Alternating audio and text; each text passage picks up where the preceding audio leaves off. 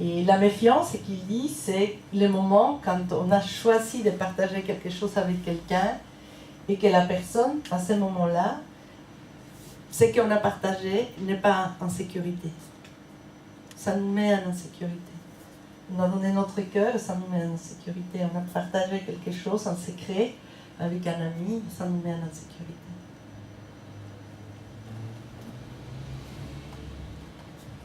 Alors, le point numéro 1, étonnamment, ce sont les limites. Une des choses que les gens disent le plus quand on leur parle de confiance, et on a fait des recherches sur des centaines et des centaines de personnes, c'est le fait de mettre des limites. Vous voyez ? Quelqu'un qui ne met jamais de limites, elle pense qu'elle invite les autres à lui faire confiance, puisqu'elle est très très disponible, n'est-ce pas ? Mais en fait, quand on parle aux personnes qui connaissent des personnes de ce type-là, qui ne mettent pas de limites, les gens ne leur font pas confiance. Et l'idée de mettre des limites, c'est de véritablement pouvoir tenir son espace, vous voyez, et de savoir que là c'est mon espace, et là c'est le tien. Et c'est extrêmement important. Et aussi, c'est très difficile, vous voyez, de mettre soi-même ses limites si vous êtes en relation continuelle avec quelqu'un qui ne l'aimait pas.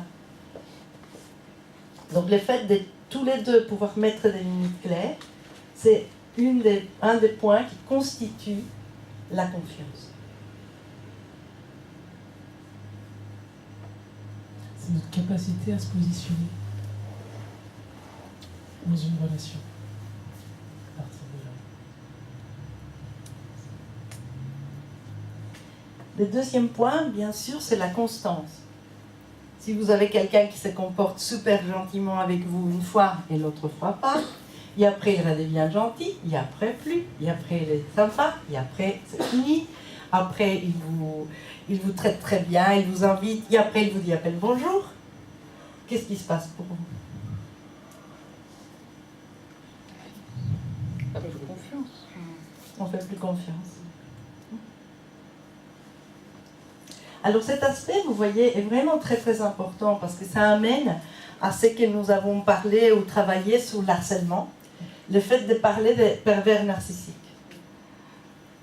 Vous voyez, quelqu'un qui va vous faire les chaud-froid, chaud-froid, chaud-froid, chaud-froid, va faire en sorte que soit que vous vous éloignez, soit que vous vous accrochez. C'est très puissant, hein? Si vous voulez draguer quelqu'un dans une soirée, je vous dis, ça marche de tonnerre. Hein. Vous le regardez, tout d'un coup, vous ne le regardez plus. Et je vous assure, hein, quand vous êtes, vous voyez, que quelqu'un vraiment est très proche, il vous dit, et qu'il t'apprécie tellement, ça, si c'est là, et tout d'un coup, pouf, vous êtes en train de suivre l'autre, vous demandez où il est, qu'est-ce qui se passe. Et c'est terriblement puissant, vous voyez. Ça, vous ne savez pas quoi faire et vous voulez retrouver, vous voyez, ces regards. Et donc vous venez, vous battez, tout d'un coup, ah, vous l'avez de nouveau. Oh, merveilleux, on est content. Et tout d'un coup, on l'a plus. Et en fait, vous voyez, l'autre jour, je me disais, si on tient compte d'un point de vue interactionnel, qu'est-ce qu'est un pervers narcissique et jusqu'où une personne est perverse narcissique, je crois que c'est directement lié à la quantité ou à la qualité des accrochages que j'ai. Si je suis très accrochée, il est très pervers narcissique, vous voyez. Parce que si vous n'êtes pas accroché, vous n'allez pas dire qu'il est pervers narcissique, vous allez dire, mais enfin, il est un débile, ce gars. Et il s'approche de moi, c'est long, il approche. Qu'est-ce qu'il fait? Mais si vous vous accrochez, vous voyez, ça devient invivable. Et vous êtes démoli dans les processus. Donc, dans la constance, vous voyez, véritablement, c'est quelque chose, et ça, vous le savez, si dans les temps, quelqu'un, au contraire, est reliable, comme on dit en anglais, quelqu'un sur qui vous pouvez compter, ben c'est quelqu'un à qui vous allez construire et déposer votre confiance. Surtout si en plus, et c'est clair par rapport aux limites, et vous voyez,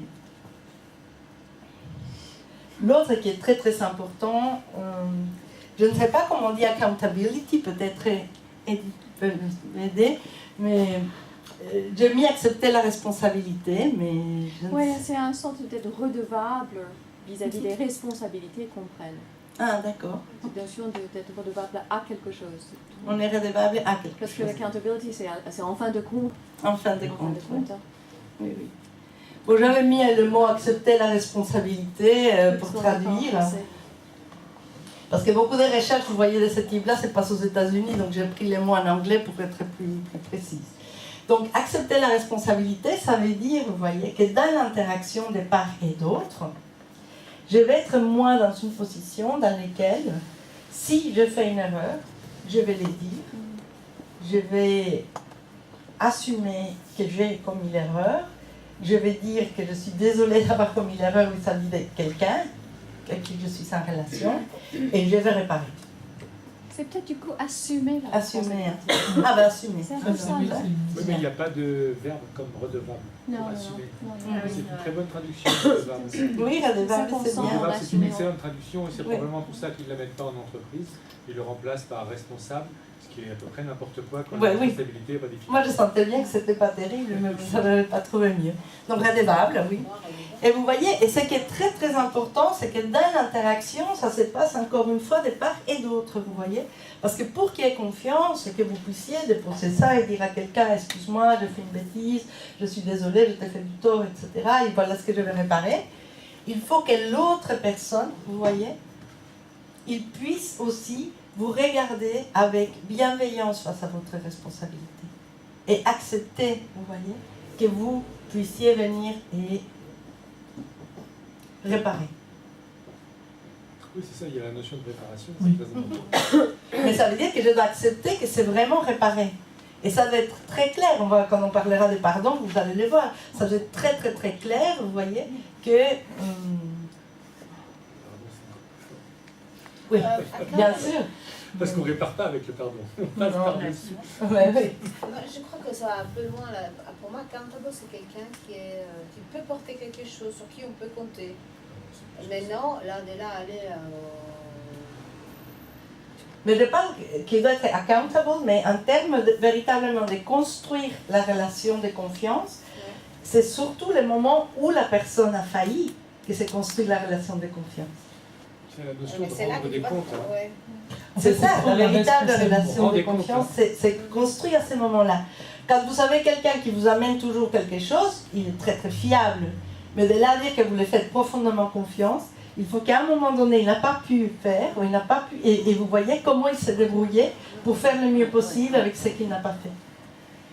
Et le fait que pour que cette confiance existe, il faut que nous aussi, on accepte que cette rétribution soit correcte.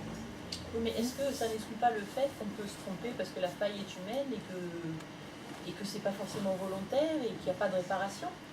Après, c'est comment on va réguler ça dans les relations. On va en Parce que parler un ça, peu c'est plus encore- loin après. voilà, c'est plus loin, ça. Être accountable, c'est La plus Parce loin. que responsabilité. l'idée de réparation, c'est pas parce que c'est de ma faute.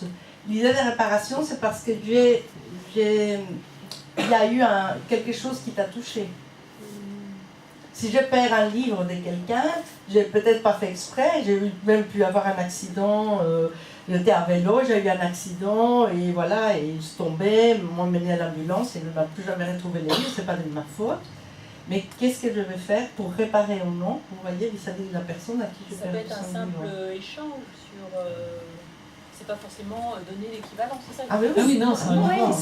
c'est reconnaître l'impact sur l'autre. C'est reconnaître C'est l'impact sur l'autre, responsable. absolument. C'est ça, parce qu'en fait, C'est c'est l'autre qui est lésé. Donc Mhm. quand on rend des comptes à l'autre. Bah, tout à À fait. partir du moment où on est débiteur vis-à-vis de l'autre, on se met dans une position de... Donc là, on parle bien d'empathie en fait. Et non pas Non, de- c'est pas Non. l'empathie. Non, c'est pas de l'empathie. Non, L'empathie, c'est un on se met concept. dans une c'est- position où l'autre a le droit de dire tu m'as trahi, tu Mhm. m'as fait défaut, je ne peux pas avoir confiance en toi, ce que je t'ai demandé de faire, tu l'as pas fait. Donc en fait, on se met dans une position presque d'enfant. L'autre a le droit, et vous rendez des comptes. On vous a donné quelque chose à gérer, vous ne l'avez pas géré. Vous êtes redevable d'une mauvaise gestion, ce que personne ne veut assumer, bien sûr. On en parlera après entre les Oui, C'est pour différents ça qu'ils mettent degrés. Ça responsable va dans loin l'entreprise. pour moi. Parce que responsable, c'est juste de répondre. Vous répondez, Ça vous va n'êtes pas plus loin de que impliqué le mot, comme quoi. ça. c'est Oui, pas- voilà. Parce que Ah non, non, mais le mot que j'ai mis là, c'est un Voilà, mot-clé, hein. ouais. Ça va beaucoup plus loin que les Être mots. présent, Oui. être ne Présent. pas se deviner, Oui. enfin, c'est un Exactement, ce n'est pas se C'est deviner, avoir quelqu'un c'est qui est accepter présent. que j'ai fait du tort à quelqu'un, qui a eu vraiment quelque C'est chose. responsable des résultats en fait. Et c'est d'être responsable du résultat et d'accepter qu'on est responsable du résultat, peu importe ce qui arrive. Mais là encore, il y a la notion d'engagement qui vient en amont parce que, je pense à l'entreprise. Ça peut être aussi un moyen d'engagement trop lourd de totalement faire du harcèlement moral à l'autre. Et je pense que c'est important que des deux côtés, il y ait une demande contractuelle qui soit équilibrée. Oui, mais c'est pour ça que le premier point, c'est les limites. Voilà, d'accord. C'est pour ça. Ça va ensemble, hein, c'est pas des choses séparées. C'est-à-dire qu'il y a les limites. Et donc, quand il y a les limites, à ce moment-là, on peut être constant. Et à ce moment-là, ça permet aussi d'être accountable. Évidemment, puisqu'on a mis les limites en place. L'autre intéressant, c'est l'idée de ce que les gens appelaient souvent être un coffre-fort. C'est-à-dire que quand on partage quelque chose, on est certain que l'autre va valoriser ce qu'on partage au même niveau que nous et qu'il ne va pas les donner au cochon, comme on pourrait dire. C'est-à-dire que si moi je vous racontais quelque chose de terriblement triste que j'ai vécu, vous n'allez pas le raconter à toute la planète moi, en train de mourir de rire. Vous voyez ? Que si je vous donne quelque chose, je ne vais pas le retrouver dans la poubelle. Si c'est quelque chose que j'aime énormément et que je vous le donne, je ne vais pas le retrouver à la poubelle. Et donc l'idée, c'est qu'on sait valoriser, vous voyez, ce que l'autre nous donne, que ce soit en termes des mots, des communications, ou que ce soit en termes des objets. En arrière-plan, il y a comment on considère l'autre en fait. Qui est l'autre? Est-ce que c'est un objet, c'est-à-dire quelque chose qui va nous empêcher d'atteindre un objectif, ou est-ce que c'est une personne? Et c'est tout le regard qu'on porte sur les personnes qui sont en face de nous. Est-ce que c'est des obstacles? Est-ce que c'est des choses en quelque sorte pour obtenir ce qu'on veut et satisfaire un plaisir personnel, ou est-ce qu'au contraire on les considère comme quelqu'un? C'est un regard sur la vie et sur notre manière d'être au monde. Alors aussi, il y a un aspect qui est très intéressant, c'est qu'il parle beaucoup des gens qui confient aux autres. Vous voyez, c'est un peu les tentatives de solutions que les gens peuvent avoir parfois, de confier aux autres des choses que je sais pour qu'on soit copains, copines. Vous voyez? Mais en fait, quelqu'un qui parle de quelqu'un d'autre, qui offre un peu en pâture ce que l'autre lui a dit, finit par perdre aussi toute la confiance. Ça, ce sont des stratégies ou des tentatives que les gens font pour s'allier sous la misère des autres. Mais en fait, ça ne crée qu'une rupture. Puis, il y a l'aspect de l'intégrité. Alors, l'intégrité, on va faire une différence entre l'intégrité et la sincérité. L'intégrité, ça va être de donner du poids à sa parole. Et c'est tout l'engagement et la confiance va reposer là-dessus. C'est-à-dire notre capacité à être intègre quand on donne notre parole et à la faire et à l'honorer. Au dépend de la sincérité qui va être de donner du pouvoir à ses désirs.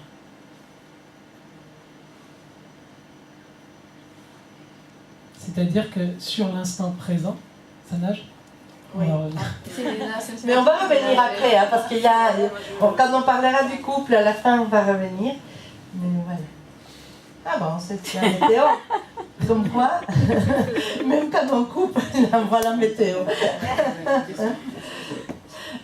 Et l'autre point, donc les derniers points. Le non-jugement, ça va être la capacité à rester à sa place dans la relation.